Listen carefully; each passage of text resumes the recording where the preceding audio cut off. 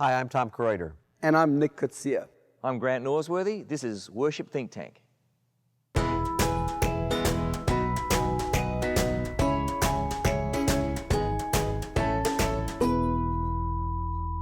Nick, Tom, Grant. we have another question. Let's listen. Dive in. Hey, my name is Brittany Batson, and I'm a worship leader that just recently moved to Nashville from Los Angeles. And I have a question for you.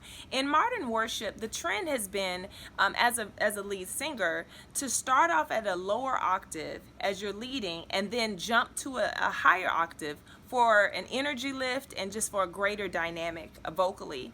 I really want to know your thoughts about that. Wow, good question. Yeah, it has become a big trend, hasn't it? It's huge. Yeah, you see it more and more. I mean, it's been used in performance music forever. Right. I can't live if living is without you, you know? Right. So people are copying that, and so more songwriters are using that because they feel like that's the lift that worship needs. Yeah. And it does that. It gives it that energy lift that she talks about. I think the first song I sort of, that had this octave jump that I incorporated into my repertoire was Lord, I Need You. Low verse, and then the first half of the second verse is low, and then right where it matches the perfect lyric for it, when sin run deep, your grace is found, and then it's singing about God's grace, and it leads up the octave, and whoa, it's a thrilling thing to do as a vocalist. But I pretty quickly realised that actually this is a vocal performance technique.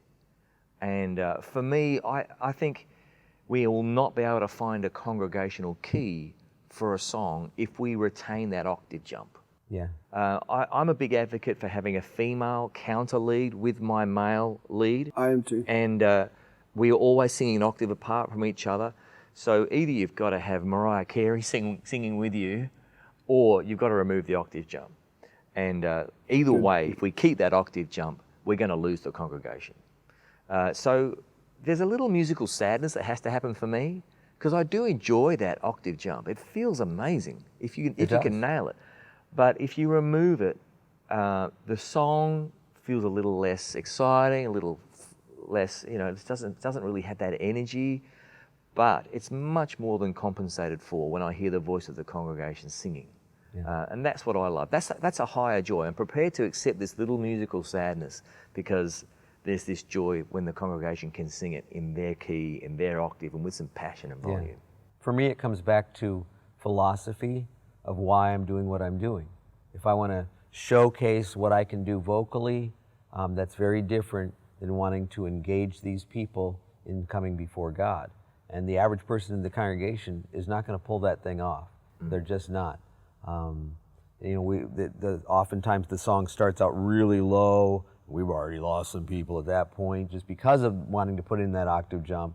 It's a great technique for a skilled vocalist to do that kind of thing, but to ask people in the congregation to do it, it's a thing that we're going to lose most of them when we try and use that. I've heard some people say, well, they'll just stay on the lower octave.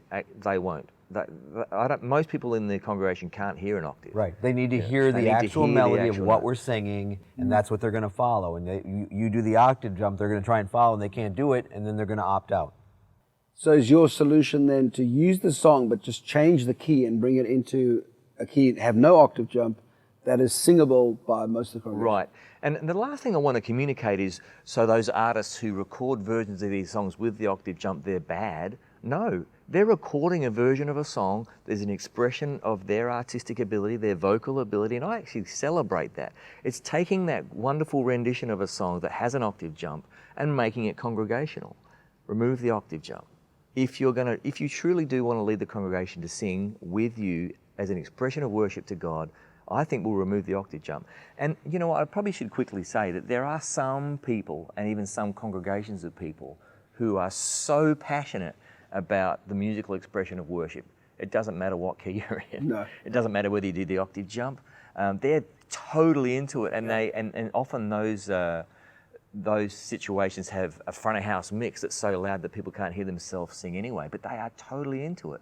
Now that's not my cup of tea, I would say, but more power to them. In those situations, then maybe the octave jump's going to work. I don't know. But my focus is get the people singing. Get the people singing truths of the gospel, and in so doing, suffer the little musical sadness, remove the octave jump, and do the song. And if you can't do that, don't do the song. Good.